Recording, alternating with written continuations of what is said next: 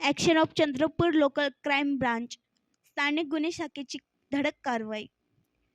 जिल्हा पोलीस अधीक्षक मुमक्का सुदर्शन यांनी जिल्ह्यातील अवैध धंद्यावर कडक कारवाई करण्याचे आदेश स्थानिक गुन्हे शाखा LCBला दिले असता स्थानिक गुन्हे शाखेचे पोलीस निरीक्षक महेश कोंडावार यांनी पथक नेमून त्यांना अवैध धंद्यावर कारवाई करण्याचे निर्देश दिले.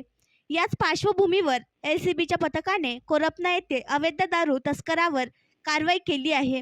प्रदीप मधुकर पवार, वय वर्ष 33, राहणार सवलहिरा, तालुका कोरपना असे आरोपीचे नाव असून त्याच्याकडून 2 चुंगड्यात भरलेल्या रॉकेट सँट्रा कंपनीच्या देशी दारू 90 मिलीच्या 600 निपा किंमत 21,000 आणि एक बजाज पल्सर बाईक क्रमांक MH34 DX 8022 किंमत अंदाजे 50,000 असा एकूण 71,000चा मुद्देमाल जप्त करून कोरपना पोलीस स्टेशन येथे गुन्हा नोंद करून आरोपीस पुढील तपास कामे पोलीस स्टेशन कोरपना यांच्या ताब्यात देण्यात आले आहे.